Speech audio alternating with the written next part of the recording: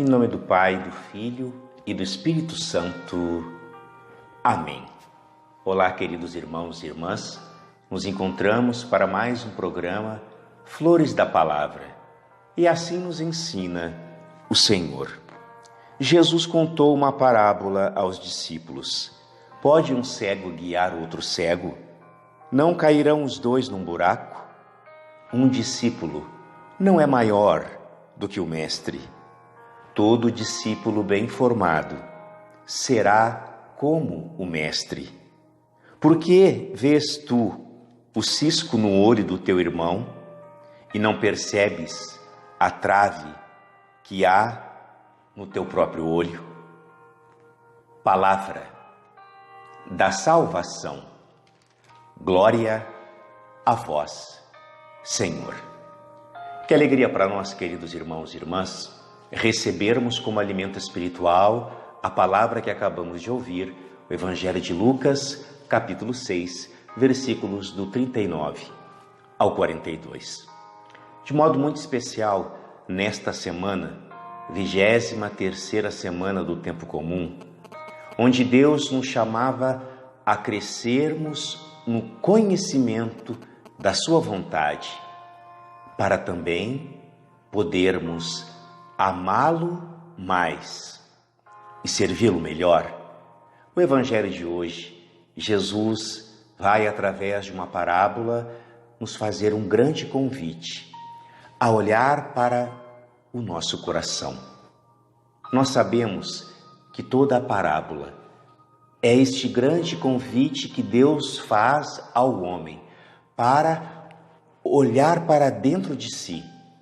Jesus, que por meio da sua palavra nos convida a olhar para a nossa realidade. Ele entra na nossa realidade para que nós, olhando para nós, conhecendo melhor a nossa vida, a nossa história, nós também possamos, ouvindo a sua palavra, termos uma atitude de mudança. Este é todo o objetivo de uma parábola.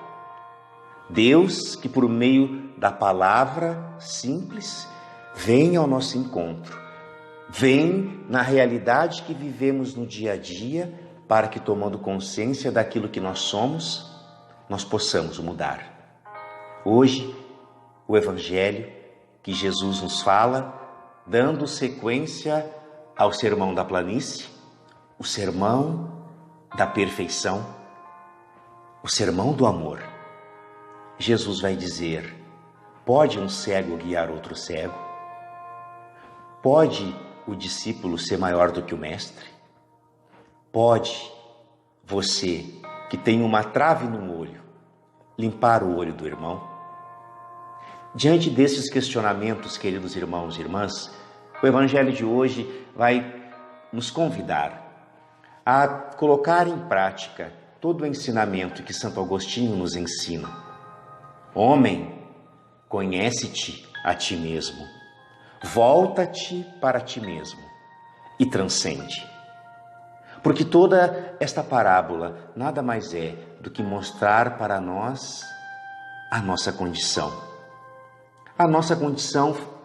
pecadora, a nossa condição de homens e mulheres frágeis. Pode um cego guiar outro cego? Nós, olhando para o significado desta palavra, como nos ensina os santos padres, a cegueira, muito mais do que a cegueira física, é a cegueira espiritual. O homem que não é iluminado pela fé, o homem que não possui o olhar de Jesus, ele é um homem cego, que muitas vezes procura conduzir os irmãos, dizendo que os irmãos são cegos, dizendo que os irmãos não conhecem, dizendo que os irmãos não podem. Pode o homem que tem uma trave no olho tirar o cisco do olho do outro irmão? E aqui, São Beda Venerável vai dizer que a imagem da trave e do cisco no olho do irmão é a imagem do pecado. A trave seria os pecados mortais, os pecados graves.